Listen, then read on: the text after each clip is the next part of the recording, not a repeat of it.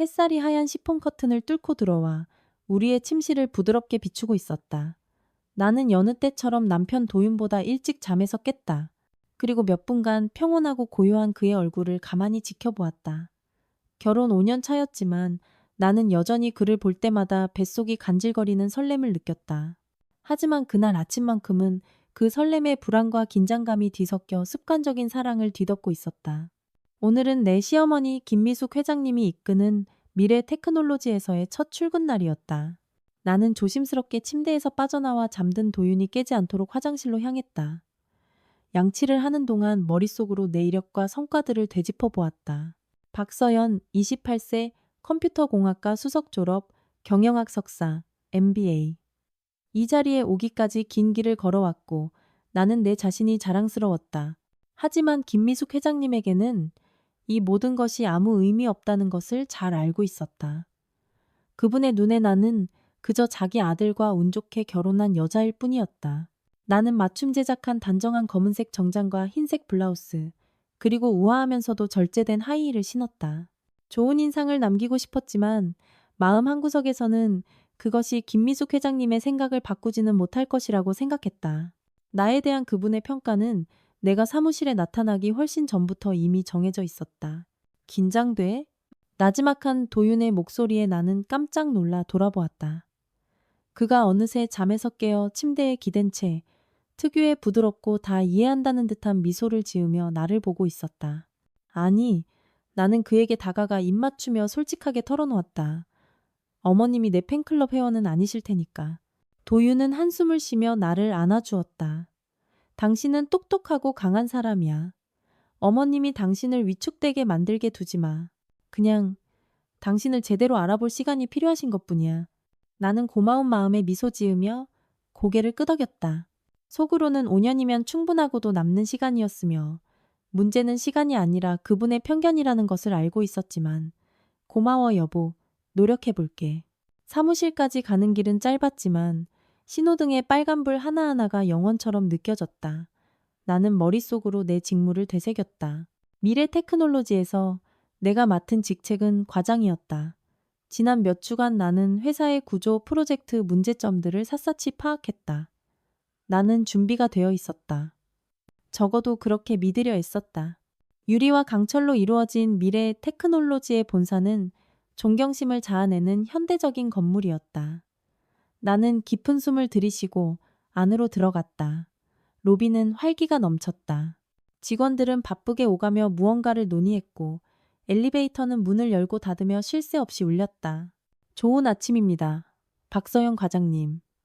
안내 데스크 직원이 미소와 함께 정중하게 인사했다. 회장님께서 집무실에서 기다리십니다. 목에 무언가 걸린 듯 답답해졌다. 나는 팀원들과 인사를 나누고 적응할 시간이 몇 시간이라도 주어지길 바랐다.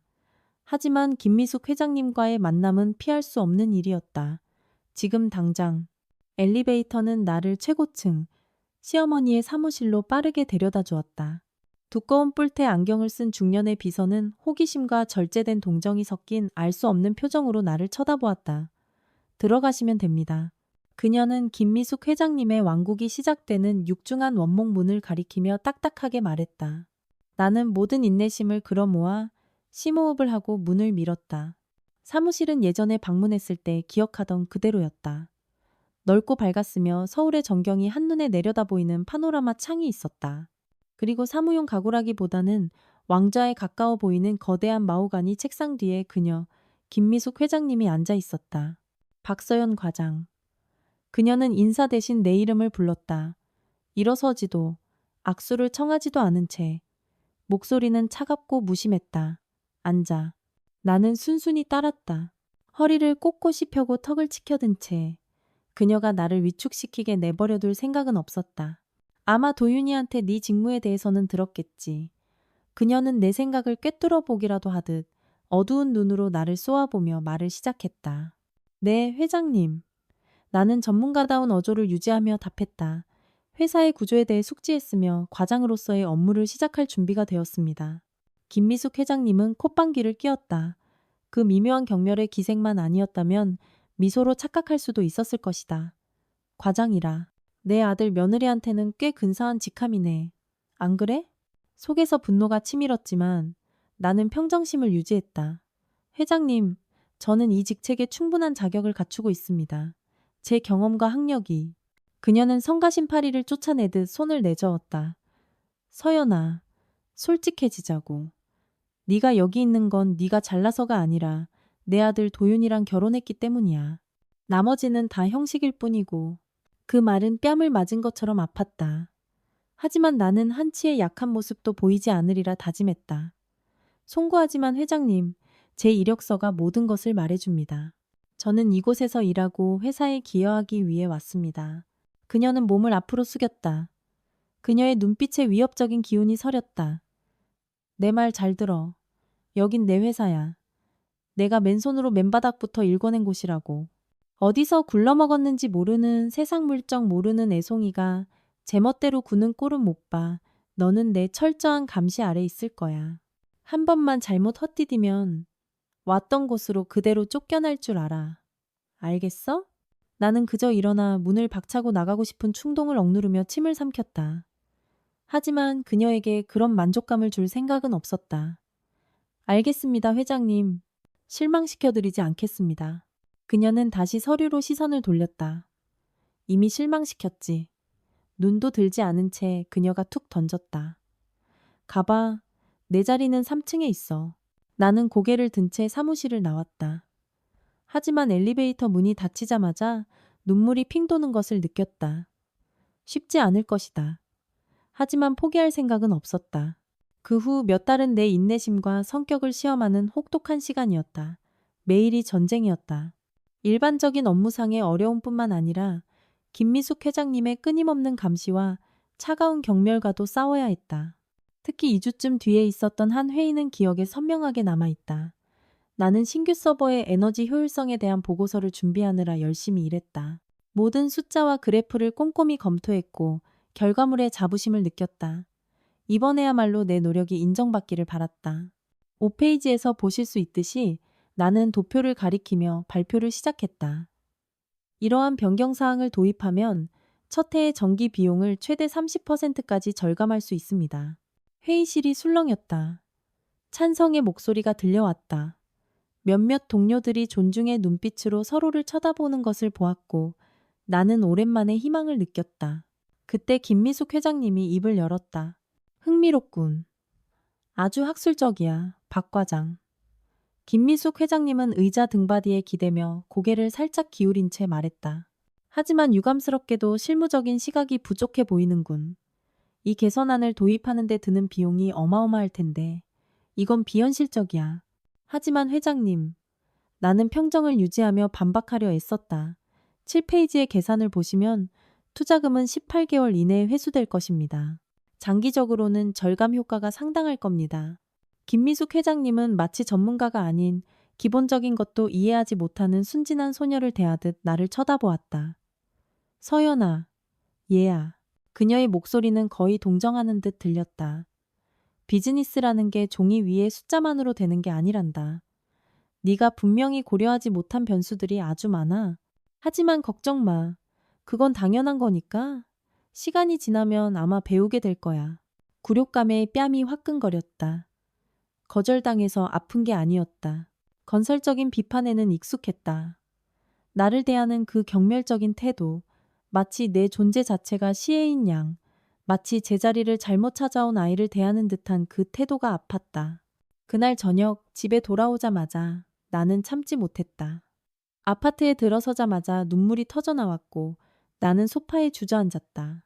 몇 분 뒤 나를 발견한 도윤은 옆에 앉아 아무 질문도 없이 나를 조용히 안아주었다. 쌓였던 모든 것을 쏟아낼 시간을 주는 것 같았다. 나 더는 이렇게 못하겠어, 도윤 씨. 나는 그의 가슴에 얼굴을 묻고 흐느끼며 속삭였다. 어머님은 날 미워해. 내가 뭐라든 난 그분에게 절대 만족스러운 사람이 될 수 없을 거야. 그는 무겁게 한숨을 쉬며 나를 더 꽉 안았다. 알아, 여보. 알아. 내가 어머니랑 얘기해 보려고 했는데 소용없어. 내가 그의 말을 끝맺었다. 어머님은 나에 대한 생각을 절대 바꾸지 않으실 거야. 도윤은 내 얼굴을 두 손으로 감싸고 자신을 보게 했다. 포기하지 마. 당신은 똑똑하고 강한 사람이야. 나도 알고 동료들도 알고 언젠가는 어머님도 아시게 될 거야. 나는 그 말을 믿고 싶었다. 정말로 믿고 싶었다. 시간이 지나고 끈질긴 노력과 헌신으로 김미숙 회장님의 존경을 얻을 수 있을 거라고. 하지만 마음 깊은 곳 어딘가에서는 가능성이 희박하다는 것을 알고 있었다. 몇 달이 흘렀고 매일이 새로운 시련이었다. 김미숙 회장님은 내 업무를 폄하하고 내 제안에 의문을 제기하며 내가 여기에 있는 건 오로지 그분 생각에 덕볼 사람이 있어서라는 사실을 상기시킬 방법을 찾아냈다. 진지하게 퇴사를 고민했던 순간도 있었다. 아침에 일어나 다시 미래 테크놀로지 사무실로 향하는 것 자체가 견딜 수 없게 느껴지는 순간들도 있었다. 하지만 내 안에 무언가가 손을 놓지 못하게 했다. 자존심일 수도, 고집일 수도, 아니면 그저 그녀가 틀렸다는 것을 증명하려는 결심이었을지도 모른다. 나는 계속 일했다. 누구보다 더 열심히 일했다. 일찍 출근하고 늦게까지 남았다.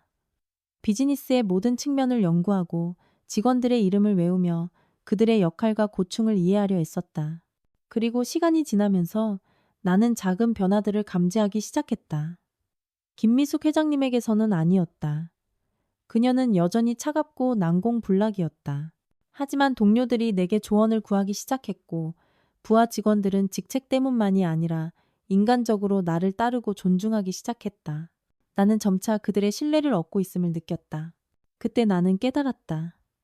변하는 것은 그녀가 아니라 나 자신이었다.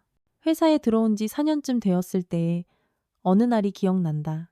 사무실 근처 카페에 앉아 커피를 마시며 서류를 넘기고 있는데 선임 엔지니어 중 한 명인 최 부장님이 다가왔다. 박 과장님. 최 부장님은 다정한 미소를 지으며 내 테이블로 다가왔다. 부산 서버 단지 프로젝트 때 도와주셔서 감사하다는 말씀드리고 싶었어요. 과장님 제안이 정말 큰 도움이 됐습니다. 나는 마음속에서 따뜻한 자부심과 감사의 물결이 이는 것을 느꼈다. 감사합니다, 부장님. 제가 기여할 수 있었다니 기쁘네요. 그는 빙긋 웃으며 몸을 살짝 기울여 목소리를 낮췄다. 아시죠? 우리 중 많은 사람들이 과장님이 최근 몇 년간 회사가 얻은 최고의 자산 중 하나라고 생각합니다. 회장님께서 그걸 못 보시는 게 안타까울 뿐이죠. 그의 말은 그가 상상할 수 있는 것보다 훨씬 더 깊이 내 마음을 울렸다. 그것은 내가 그토록 갈망했던 인정이었다. 비록 내가 바라던 그 사람에게서 얻은 것은 아니었지만 감사합니다, 부장님. 나는 목이 메는 것을 느끼며 답했다. 정말 큰 의미가 있는 말씀입니다. 그날 저녁, 도윤과 저녁 식사를 하며 나는 생각에 잠겨 말이 없었다. 우리의 결혼 5주년이 지났고 내가 미래 테크놀로지에서 일한 지도 5년이 흘렀다. 그 시간 동안 나는 성장했고 배웠고 동료들의 존경을 얻었다. 하지만 단 하나의 벽은 여전히 넘을 수 없었다. 무슨 생각해? 도윤이 내 생각에 잠긴 표정을 알아채고 물었다. 어머님 생각, 회사 생각, 그리고 지난 몇 년간 있었던 모든 일들에 대해서 나는 솔직하게 인정했다. 도윤은 테이블 너머로 손을 뻗어 내 손을 잡았다. 당신은 정말 대단한 일을 해냈어, 서연아. 그분만 빼고 모두가 그걸 알아. 나는 자부심과 슬픔이 뒤섞인 감정을 느끼며 고개를 끄덕였다. 가끔은 이런 생각이 들어. 언젠가 무언가 변할까? 그분이 나를 아들의 아내 이상으로 봐주실 날이 올까? 도윤은 신중하게 말을 고르며 생각에 잠겼다. 어머니는 간단한 분이 아니셔. 평생을 이 사업에 바치셨지. 어쩌면 어머니는 당신을 위협으로 보는 것 같아. 위협? 나는 놀라서 되물었다. 하지만 회사는 완전히 그분 통제하에 있잖아. 난 고작 과장일 뿐인데. 도윤은 슬프게 미소 지었다. 하지만 당신은 똑똑하고 젊고 새로운 아이디어를 가지고 있어. 그리고 내 생각엔 마음 깊은 곳 어딘가에서 어머니도 알고 계실 거야. 언젠가 당신이 자신보다 더 나은 사람이 될 수도 있다는 걸. 자신을 능가할 수도 있다는 걸. 그의 말은 나를 생각에 잠기게 했다. 나는 이전까지 김미숙 회장님을 두려움을 느낄 수 있는 사람으로 생각해 본 적이 없었다. 내게 그녀는 언제나 위압적이고 도달할 수 없는 존재였다. 그녀의 적대감 뒤에 두려움이 숨어 있을 수 있다는 생각은 처음에는 우스꽝스럽게 느껴졌다. 하지만 생각하면 할수록 그럴듯하게 느껴졌다. 그녀의 날카로움, 나를 깎아내리고 내 자리를 강조하려는 욕구. 이 모든 것이 그저 그녀 자신의 불안감을 감추기 위한 가면이자 방패였다면? 그날 밤 잠자리에 들 준비를 하며 나는 결심했다. 더 이상 그녀의 경멸이 나를 규정하도록 내버려 두지 않기로. 나는 열심히 일했고 내 자리를 스스로 얻었다. 그녀가 그것을 인정할 수 없거나 인정하고 싶지 않다면 그건 그녀의 문제이지 내 문제가 아니었다. 내일은 새로운 날이 될 거야. 나는 거울을 보며 스스로에게 말했다. 그리고 나는 고개를 든 채 그날을 맞이할 거야. 그때 나는 아직 몰랐다. 그 아침이 나를 위해 어떤 변화를 준비하고 있었는지를, 내 인생뿐만 아니라 미래 테크놀로지의 미래까지 영원히 바꿀 수 있는 변화를. 사실 거기에는 한 가지 비밀이 있었다. 김미숙 회장님을 포함해 아무도 모르는 비밀. 매일 아침 출근 준비를 하며 나는 스스로에게 되뇌었다. 나에게는 비장의 카드가 있어. 오직 나만이 알고 있는 카드. 나는 두려워서가 아니라 원칙 때문에 그것을 숨겨왔다. 도윤의 아내가 되기 전 나는 박서연이었다. 대학 시절에 창업한 기술 스타트업 인노 AI의 창립자이자 대표였다. 인노 AI는 내 자식이었고 내 열정이었으며 수많은 밤샘과 희생의 결실이었다. 우리는 빌린 작은 사무실에서 몇 명의 천재 프로그래머와 함께 이전에는 아무도 보지 못했던 정확도로 시장 동향을 예측할 수 있는 인공지능 기반 소프트웨어를 만들겠다는 하나의 혁신적인 아이디어로 시작했다. 첫 투자 라운드의 답변을 기다리던 날이 어제처럼 생생하다. 우리는 모두 작은 사무실에 모여 있었고 기다리는 매 순간이 영원처럼 느껴졌다. 만약 거절당하면 어떡하죠? 당시 우리 개발팀장이었던 민준이 초조하게 손톱을 물어뜯으며 물었다. 그럼 다른 곳을 찾아야지. 나는 속으로는 떨고 있었지만 자신감 있는 척하며 답했다. 우리 제품은 훌륭해. 누군가는 알아볼 거야. 전화벨이 울렸다. 우리는 숨을 죽였다. 서연 씨. 수화기 너머로 투자펀드의 우리 담당자의 흥분된 목소리가 들려왔다. 그들이 동의했어요. 이사회에서 초기 자금으로 50억 원을 승인했습니다. 그 순간 우리의 작은 사무실은 환호성과 포옹으로 폭발했다. 나는 눈물을 참지 못하고 팀원 한 명 한 명을 껴안았다. 우리가 해낸 것이다. 앞에는 오직 미래만이 있을 뿐이었다. 그 후 2년은 감정의 롤러코스터였다. 우리는 제품을 완성하고 대형 계약을 체결했으며 직원을 늘렸다. 모든 것이 상승 가도를 달렸다. 그리고 우리가 성공의 정점에 있을 때 모든 것을 바꿀 제안이 들어왔다. 어느 금요일 늦은 저녁, 거대 미국 IT 기업에서 인노 AI를 인수하고 싶다는 전화가 걸려왔다. 금액은 천문학적이었고 우리가 꿈꿔왔던 것보다 훨씬 더 큰 액수였다. 나는 팀을 모아 소식을 전했다. 반응은 엇갈렸다. 재정적 성공에 대한 환호와 이것이 우리 공동의 여정의 끝을 의미한다는 슬픔이 뒤섞였다. 그래서 서연 씨는 이제 어떻게 할 거예요? 당시 마케팅 이사였던 지연이 내게 물었다. 나는 깊은 숨을 내쉬었다. 솔직히 잘 모르겠어요. 정말 엄청난 제안이지만 인노 AI는 우리 자식과도 같잖아요. 이걸 놓아줄 준비가 됐는지 확신이 안 서요. 주말 내내 나는 고민에 휩싸였다. 매각은 팀 전체의 완전한 재정적 독립을 의미했지만 다른 한편으로는 꿈과 우리가 손수 일궈온 모든 것에 대한 통제권을 포기하는 것이었다. 월요일 아침 나는 결정을 내렸다. 우리는 인노 AI를 매각했고 그 거래는 하룻밤 사이에 나를 엄청난 부자로 만들어 주었다. 각 팀원은 자신의 몫을 받았다. 나는 몇 년 전 했던 약속을 지켰다. 성공이 온다면 우리 모두가 승리할 것이라고. 바로 그때 한 축하 파티에서 나는 도윤을 처음 만났다. 그는 우리 제품에 관심을 보이던 한 대기업을 대표하고 있었다. 우리 사이에는 즉시 교감이 흘렀다. 그는 똑똑하고 야심찼으며 기술의 미래에 대한 내 비전을 공유했다. 우리의 관계는 급속도로 발전했다. 어느 저녁 식사 자리에서 그는 어머니의 회사인 미래 테크놀로지와 그곳에서 일하는 것이 얼마나 힘든지에 대해 털어놓았다. 어머니는 훌륭하신 분이야. 그가 말했다. 하지만 과거에 갇혀 계셔. 혁신을 도입하거나 위험을 감수하는 걸 거부하시지. 이대로 가다가는 회사가 살아남지 못할까봐 두려워. 바로 그때 내 머릿속에 위험하지만 어쩌면 천재적인 아이디어가 떠올랐다. 내가 도울 수 있다면 어떨까? 내가 말하자 도윤은 놀란 듯 눈썹을 치켜떴다. 나에게는 자본이 있어. 상당한 자본이. 내가 미래 테크놀로지의 주식을 사들이기 시작하면 어떨까? 그러면 전략에 영향을 미치고 혁신을 도입할 수 있을 거야. 도윤은 감탄에 가까운 놀라움으로 나를 바라보았다. 그건 정말 대단하겠지만 우리 어머니를 알잖아. 낯선 사람에게는 절대 주식을 팔지 않으실 거야. 나는 그저 미소 지었다. 누가 사는지 모르게 한다면? 그렇게 우리의 비밀 작전이 시작되었다. 신뢰할 수 있는 변호사들의 도움을 받아 나는 여러 개의 홀딩 컴퍼니를 등록하고 점차 주식을 매입하기 시작했다. 김미숙 회장님은 신중하고 완고했다. 그녀는 외부인에게는 작은 지분 묶음조차 팔기를 거부했다. 하지만 나는 끈기 있었다. 여기서 작은 지분 하나, 저기서 다른 지분 하나. 점차 회사에 대한 내 지분은 늘어갔다. 그 사이 도윤과의 관계는 꽃을 피웠다. 우리는 서울에서 아름답고 소박하지만 사랑이 가득한 결혼식을 올렸다. 그 자리에서 김미숙 회장님은 아들에 대한 기쁨과 나에 대한 불신이 뒤섞인 그 특유의 눈빛으로 모든 것을 지켜보았다.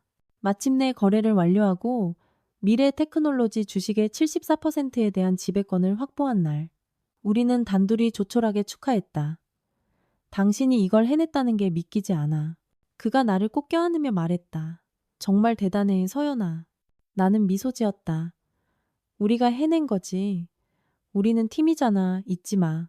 하지만 이 축하에는 씁쓸한 뒷맛이 있었다.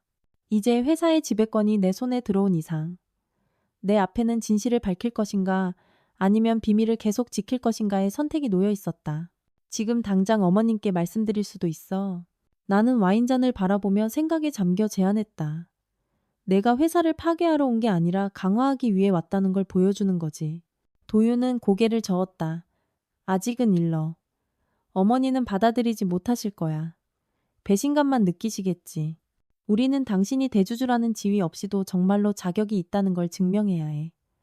그래야만 어쩌면 어머니도 귀를 기울이실 거야. 나는 그의 말을 이해하며 고개를 끄덕였다. 그래서 우리는 비밀을 계속 지켰다. 나는 평범한 과장으로 미래 테크놀로지에 입사했고 김미숙 회장님의 냉대와 경멸적인 발언, 그리고 내 자리가 오로지 도윤 덕분이라는 끊임없는 암시를 견뎌냈다. 매일이 투쟁이었다. 진실을 소리치고 싶거나 회사 지분에 대한 서류를 책상 위에 내던지고 싶은 것을 간신히 참아낸 순간들도 있었다. 하지만 나는 버텼다. 마음 깊은 곳에서는 언젠가 그녀가 내 지배 지분 때문이 아니라 내 전문적인 능력만으로 나를 인정해 주기를 바랐기 때문이다.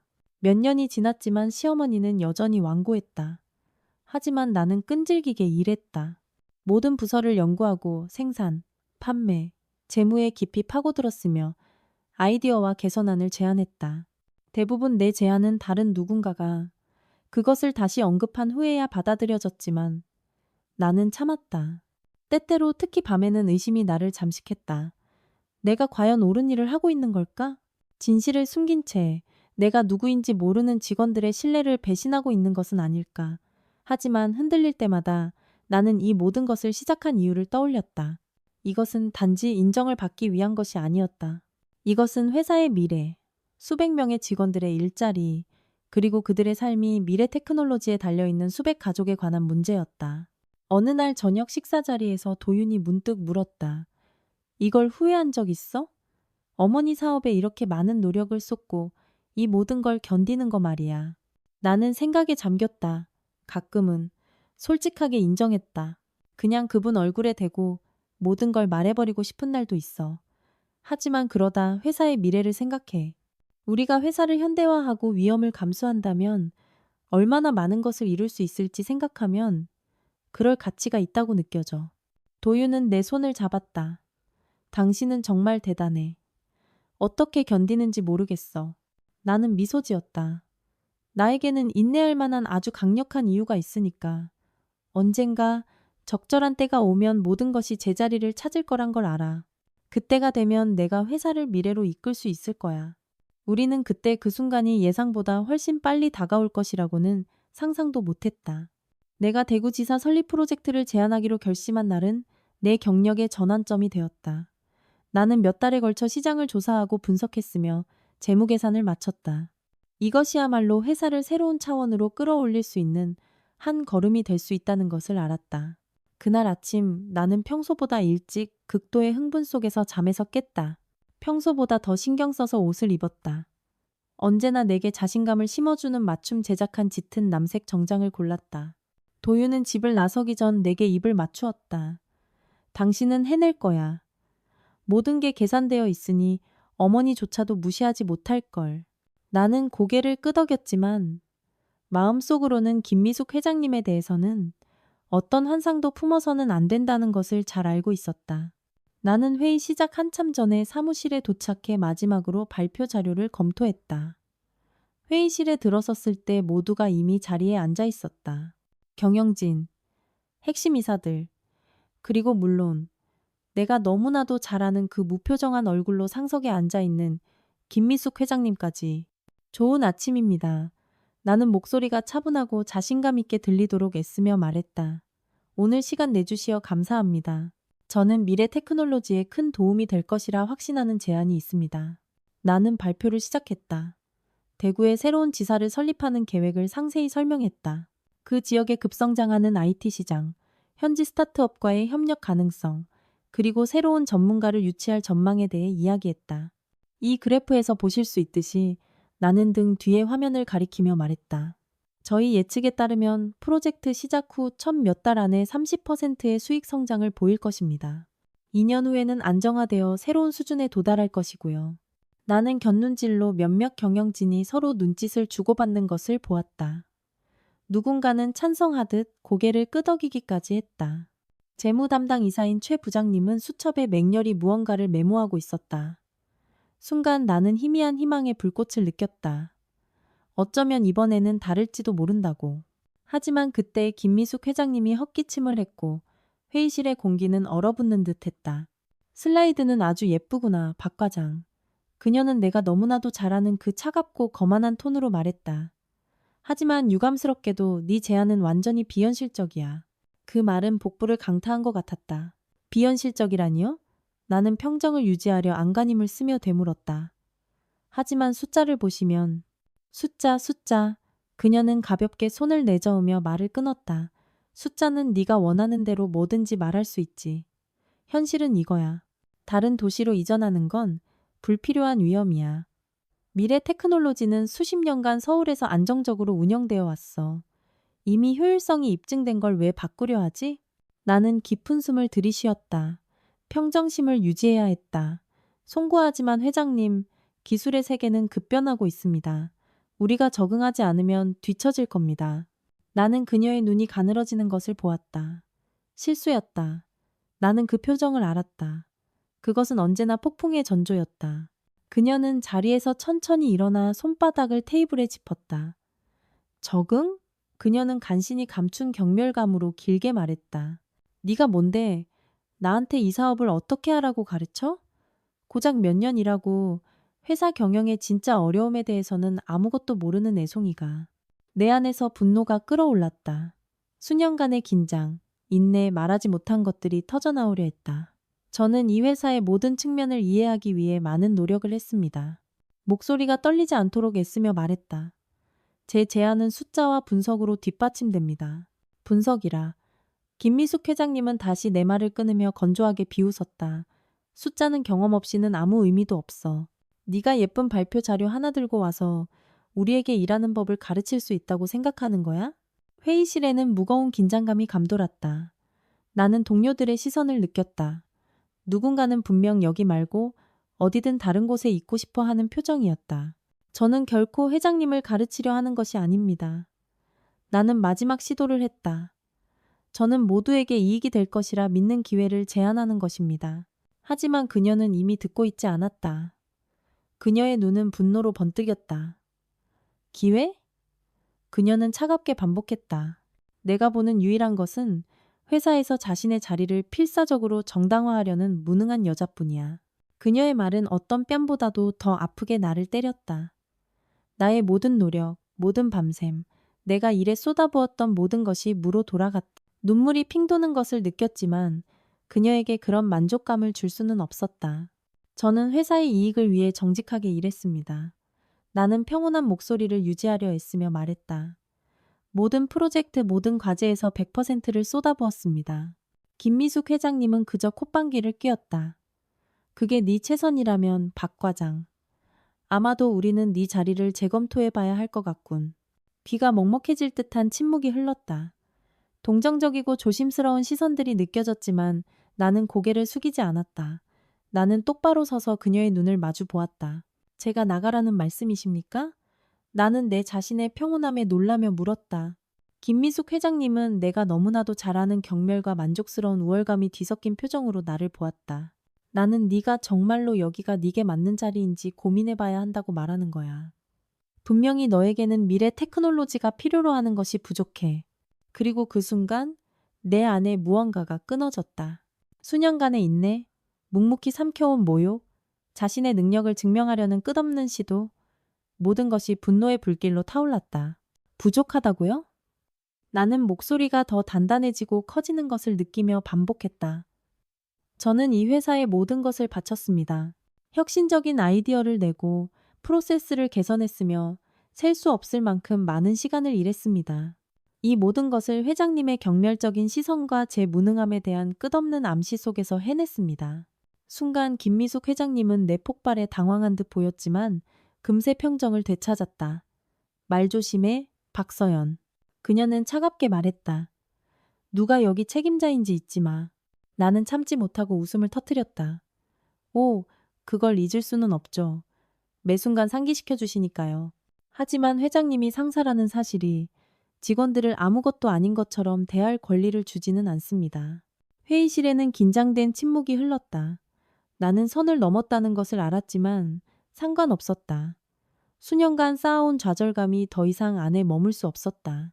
김미숙 회장님의 눈에는 얼음 같은 분노가 번뜩였다. 나는 그녀의 그런 모습을 본 적이 없었다. 그녀의 목소리는 낮고 위험해졌다. 네가 내 자리를 잊은 모양이군. 박서연, 상기시켜주지. 넌 내 아들과 결혼했기 때문에 여기 있는 거야. 오직 그 이유뿐이야. 넌 대체 불가능한 존재가 아니야. 오히려 네가 없으면 우린 더 편해질 거라고 확신해. 그 말은 복부를 강타한 주먹과 같았다. 하지만 두려움 대신 내 안에서 다른 무언가가 타오르는 것을 느꼈다. 도전, 순수한 불복종. 제가 없으면 더 편해질 거라고요? 나는 억눌린 분노로 떨리는 목소리로 반복했다. 정말 확신하십니까, 회장님?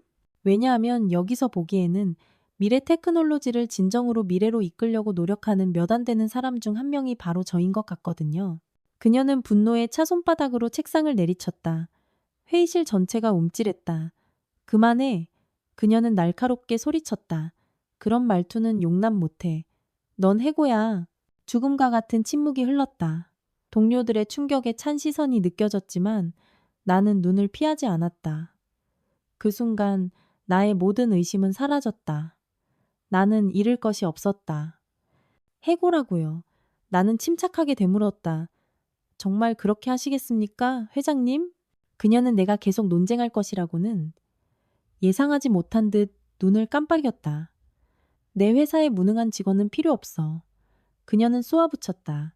내 짐 싸서 나가. 나는 깊은 숨을 들이쉬었다. 이상한 안도감이 온몸에 퍼져나갔다. 나는 더 이상 아닌 척할 필요가 없었다. 척할 필요가 없었다. 알겠습니다. 나는 그녀의 눈을 똑바로 쳐다보며 조용히 말했다. 그것이 회장님의 결정이라면요. 하지만 그 결과에 대해 잘 생각해 보시길 조언합니다. 그녀는 경멸적으로 비웃었다. 결과? 해고된 평범한 직원의 결과가 뭐가 있겠어? 나는 그녀에게 가볍고 거의 수수께끼 같은 미소를 지어 보였다. 아마 곧 놀라시게 될 겁니다. 그 말과 함께 나는 조용히 서류를 챙겨 출구로 향했다. 문턱에서 나는 돌아서서 나머지 경영진을 바라보았다. 여러분과 함께 일해서 즐거웠습니다. 모두에게 행운을 빕니다. 그리고 쨍한 침묵과 긴장된 시선들을 뒤로하고 나왔다. 내 자리로 걸어가는 동안 가슴속에서 감정들이 뒤섞였다. 분노, 슬픔, 하지만 동시에 이상한 안도감. 이 희극은 마침내 끝났다. 나는 더 이상 나 자신보다 못한 존재인 척 할 필요가 없었다. 그날 밤 집에 돌아왔을 때 도유는 내가 소파에 앉아 와인잔을 들고 있는 것을 발견했다. 무슨 일이야? 그는 내 얼굴을 보고 걱정스럽게 물었다. 어머님이 날 해고했어. 나는 별다른 감정 없이 담담하게 대답했다. 도윤은 내 옆에 앉아 손을 잡았다. 정말 미안해, 서연아. 어머님이 당신을 받아들이기 힘들어 하시는 건 알았지만 이렇게까지 하실 줄은 몰랐어. 나는 다시 말하기 전에 와인을 한 모금 마셨다. 이제 때가 된 것 같아, 도윤 씨. 진실을 밝힐 때가. 그는 나를 유심히 바라보았다. 그의 눈에는 놀라움과 이해가 섞여 있었다. 확실해? 그가 조용히 물었다. 확실해. 난 잃을 게 없어. 그리고 어머님은 아셔야 해. 모든 행동에는 결과가 따른다는 걸. 그날 밤 우리는 다음 단계를 계획하기 시작했다. 연례 주주총회는 다음 주 서울에서 열릴 예정이었다. 정보를 공개하기에 이보다 더 좋은 순간은 없었다. 잠자리에 들 준비를 하면서 내 안에는 절대적인 결심이 자리 잡았다. 김미숙 회장님은 나를 과소평가하는 실수를 저질렀다. 그리고 이제 그녀는 자신이 누구를 상대하고 있는지 알게 될 것이다. 도윤은 이미 깊이 잠들었지만 나는 눈을 감을 수 없었다. 천장을 바라보며 그날의 사건들을 계속해서 되짚었다. 처음에 분노는 차갑고 계산된 결심으로 바뀌었다. 그녀는 선을 넘었고 이제 그녀에게 진실을 보여줄 때였다. 나는 조용히 침대에서 일어나 서재로 향했다. 그림 뒤에 안전한 금고에는 내 미래 테크놀로지 주식 소유권을 증명하는 서류들이 보관되어 있었다.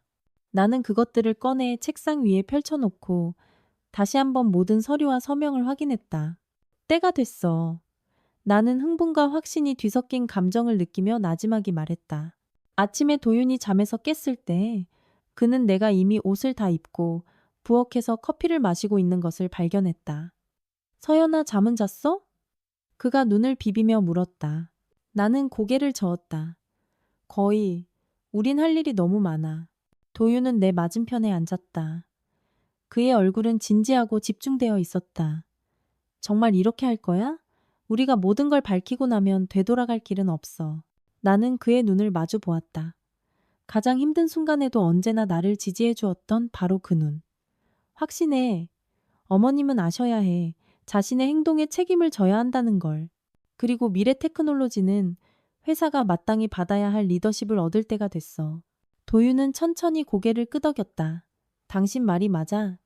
계획은 뭐야? 다음 몇 시간 동안 우리는 모든 단계를 상세히 논의했다. 서울에서 열리는 연례 주주총회는 우리의 무대가 될 것이었다. 그곳에서 투자자들과 이사회 앞에서 나는 대주주의 진실을 밝힐 생각이었다. 어머님이 내가 총회에 가는 걸 막으려고 하실까? 나는 계획을 몇 번이고 다시 검토하며 물었다. 도윤은 미간을 찌푸렸다. 어머니 성격상 그럴 수도 있어. 분명히 널 회의에 못 들어오게 해서 모든 걸 비밀로 유지하려고 하실 거야. 어머니가 분노에 차서 자기 며느리를 해고했다는 사실이 알려지는 걸 원하지는 않으실 테니 우리가 조심해야겠군. 도윤이 창밖을 보며 생각에 잠겨 말했다. 그렇다면 우린 조심해야 해. 나는 고개를 끄덕였다. 우리가 무언가 꾸미고 있다는 걸 의심할 만한 아주 작은 빌미도 주어서는 안 돼. 다음 며칠은 긴장된 기다림 속에서 흘러갔다. 도윤은 아무 일 없다는 듯 출근했고 변화의 기색을 전혀 보이지 않았다. 나는 집에 남아 우리 발표의 마지막 세부 사항을 다듬었다. 주주총회 전날 밤 나는 여행 가방에 짐을 싸며 마음속에서 무언가 무겁게 짓누르는 것을 느꼈다. 내가 과연 옳은 일을 하는 걸까? 이 모든 것이 그럴 만한 가치가 있는 위험일까? 마치 내 생각을 읽기라도 한 듯 도윤이 뒤에서 다가와 나를 안았다. 당신은 내가 아는 가장 똑똑하고 강한 사람이야, 서연아. 그가 내 어깨에 기대며 조용히 말했다. 그리고 믿어줘. 미래 테크놀로지는 당신을 가진 게 행운이야. 내일이면 모두가 그걸 알게 될 거야. 그는 내 관자놀이에 입을 맞추었다. 그의 말은 내게 자신감을 되찾아 주었다. 나는 돌아서서 그의 변함없는 지지에 감사하며 그에게 입 맞췄다. 다음 날 아침 우리는 동이 트기 전에 일어났다. 나는 신중하게 의상을 골랐다. 나를 가장 자신감 있게 만들어주는 맞춤 제작한 검은색 정장. 거울을 보며 옷깃을 바로잡고 있는데 도윤이 다가오는 것이 보였다. 당신 정말 멋져. 그가 내 뺨에 입 맞추며 말했다. 그리고 무섭기도 하고. 어머니는 전혀 예상치 못한 곳에서 타격이 올 거라는 걸 꿈에도 모르실걸. 나는 가슴속에서 차분한 결의가 솟아나는 것을 느끼며 미소 지었다. 정말 그러길 바라. 내가 대답했다. 준비됐어? 도윤은 고개를 끄덕였다. 그의 얼굴은 집중되어 있었지만 그가 나 못지않게 긴장하고 있다는 것을 알았다. 어머니의 분노에 대비할 수 있는 만큼은 준비됐어. 총회가 열릴 호텔에 도착했을 때 나는 이미 로비에 모여있는 미래 테크놀로지의 몇몇 임원들을 발견했다. 그들은 모두 나를 보고 놀란 표정이었다. 박 과장님, 재무 담당 이사인 최 부장님이 당황한 표정으로 다가왔다. 여기서 뵐 줄은 몰랐는데 그 일 이후에 말입니다. 나는 가장 전문가답고 차분한 미소를 지어 보였다. 저는 절대로 연례 주주총회를 놓치지 않을 겁니다. 부장님. 결국 저도 회사의 미래에 관심이 많으니까요. 최 부장님은 더욱 어리둥절한 표정이었지만 그가 무언가 말하기 전에 도윤이 재무보고서에 대한 질문으로 그의 주의를 능숙하게 돌렸다.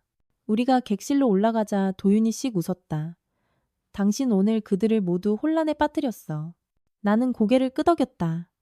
이건 시작에 불과해.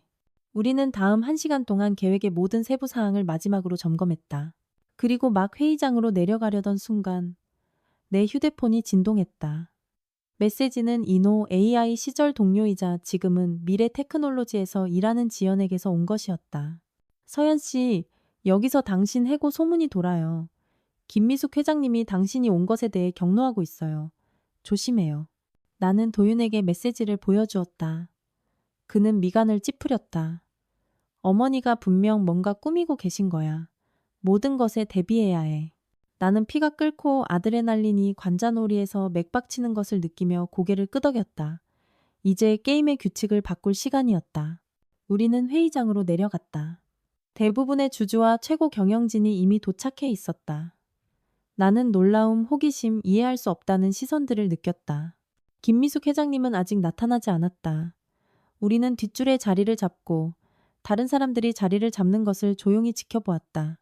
공기 중에 긴장이 짙어지는 것을 느낄 수 있었다. 모든 것이 여기서 그리고 지금 결정될 것이었다. 마침내 회의장 문이 쾅 소리를 내며 열리고 김미숙 회장님이 들어섰다. 그녀의 얼굴은 간신히 억누른 분노의 가면을 쓴 채 굳어 있었다. 그녀의 시선이 내게 멈추자 그녀는 분노를 감추지 않고 단호하게 우리 쪽으로 걸어왔다. 그녀의 목소리는 씩씩거리는 소리 같았다. 이게 무슨 짓이야, 박서연. 넌 더 이상 이 회사 사람이 아니야. 내가 대답하려던 찰나 도윤이 먼저 나섰다. 어머니, 서연 씨는 여기에 있을 완전한 권리가 있습니다. 결국 주주니까요. 순간 김미숙 회장님의 눈에 당혹감이 스쳤지만 그녀는 금세 차가운 평정을 되찾았다. 말도 안 되는 소리. 걔가 가진 건 전부 너 덕분이잖아. 도윤아. 그리고 대표이사로서 나는 걔한테 회의장을 떠나라고 요구할 수 있어. 나는 천천히 일어나 그녀의 눈을 똑바로 쳐다보았다. 그 결정을 재고하시길 조언합니다.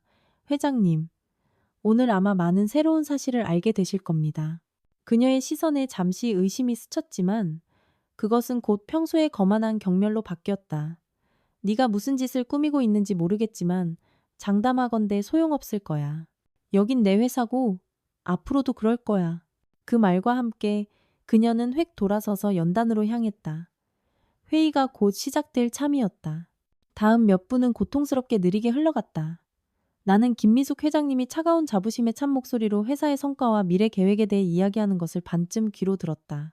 그녀가 미래 테크놀로지의 발전에 대한 자신의 비전을 언급할 때마다 바늘로 찔리는 듯했다.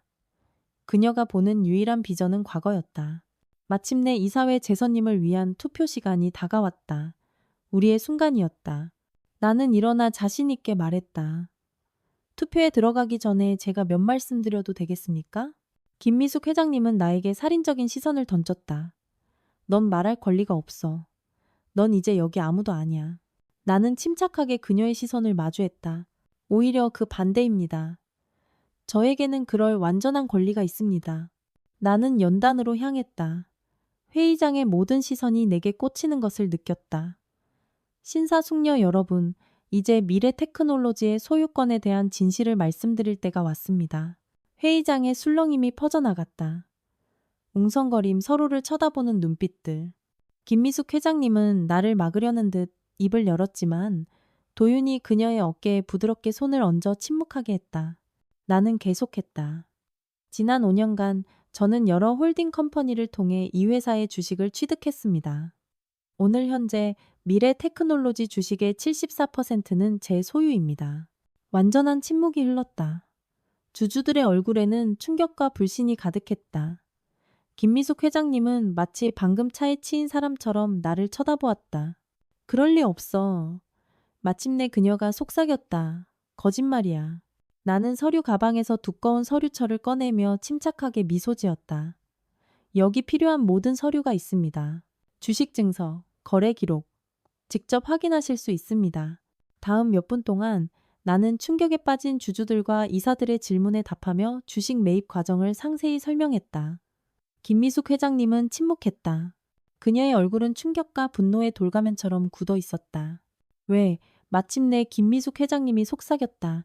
그녀의 목소리는 거의 들리지 않았다. 왜 이런 짓을 한 거야? 나는 그녀를 향해 돌아섰다. 이상한 연민과 결의가 뒤섞인 감정을 느끼며 저는 이 회사의 잠재력을 믿기 때문입니다. 회장님, 올바른 리더십만 있다면 미래 테크놀로지가 혁신의 선두주자가 될 수 있다는 것을 알기 때문입니다. 하지만 그러기 위해서는 변화가 필요합니다. 순간 그녀가 10년은 늙어버린 것 같았다. 변화? 그녀가 되물었다. 목소리가 쉬어 있었다. 무슨 뜻이야? 나는 그녀의 눈을 똑바로 쳐다보았다. 이제 회장님께서 물러나실 때가 되었다는 뜻입니다. 회의장에 충격의 속삭임이 퍼져나갔다. 대주주로서 저는 새로운 대표이사 임명을 시작으로 이사회 구조 조정을 제안합니다.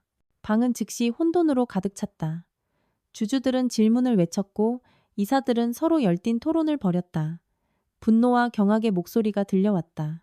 이 모든 것의 한가운데서 김미숙 회장님은 나에게서 눈을 떼지 않은 채 계속 앉아 있었다.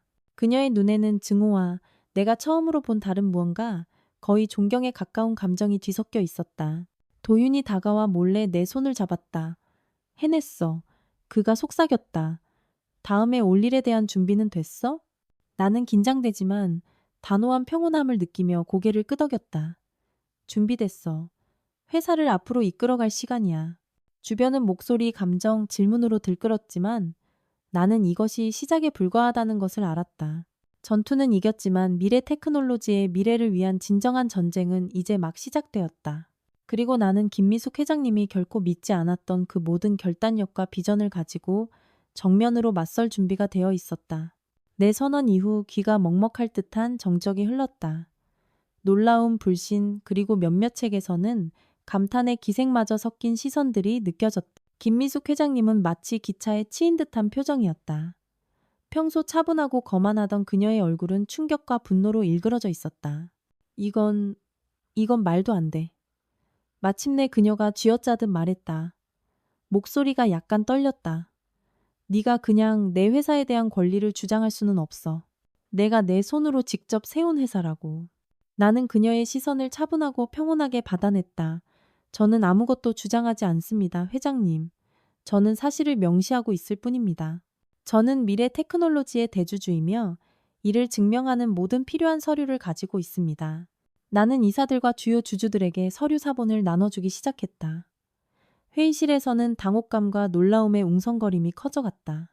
사람들이 서류를 훑어보는 동안 어떻게 이게 가능합니까? 한 이사가 믿을 수 없다는 듯 페이지를 넘기며 물었다. 아무도 모르게 어떻게 그렇게 많은 주식을 매입할 수 있었죠? 나는 침착하고 전문적인 어조로 대답했다. 지난 5년간 점진적인 과정이었습니다.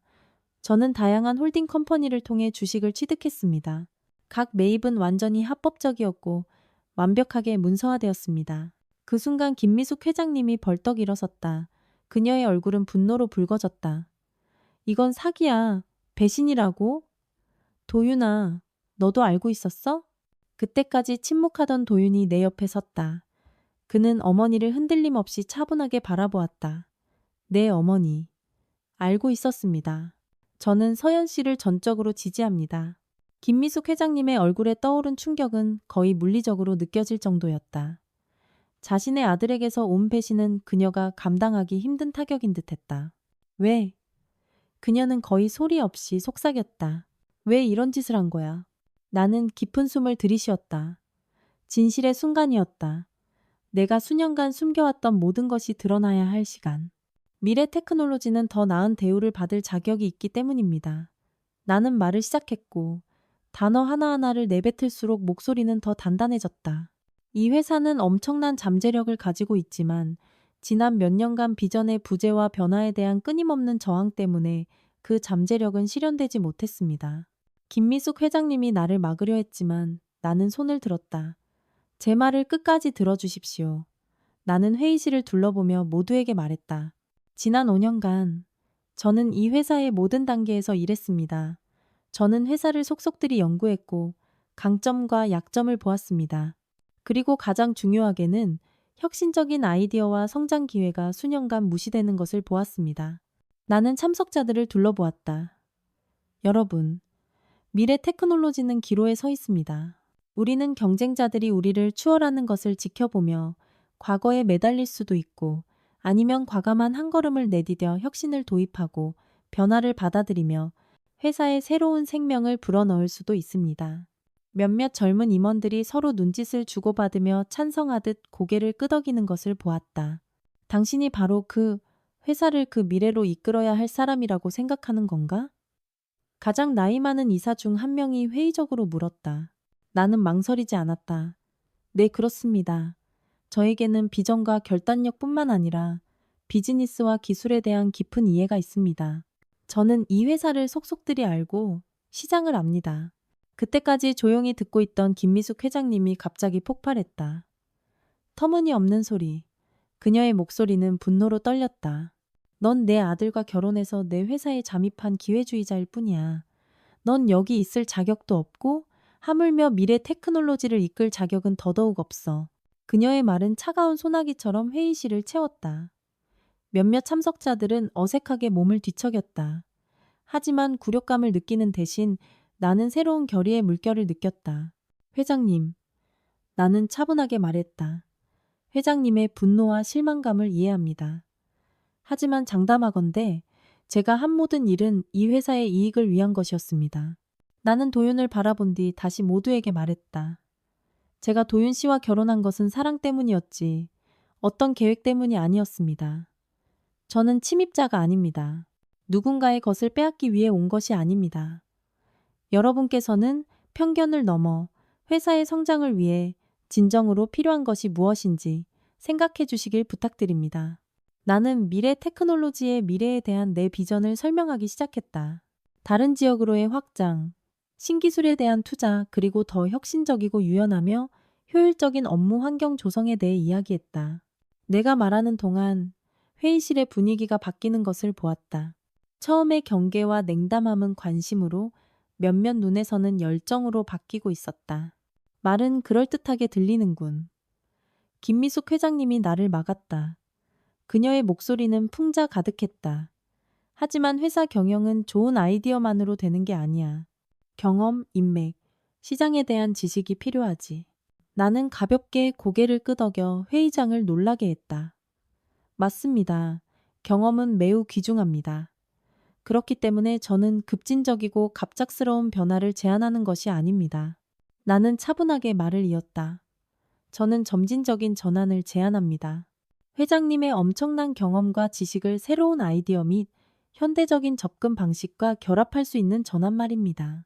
나는 시선을 김미숙 회장님에게로 옮기며 어조를 부드럽게 했다.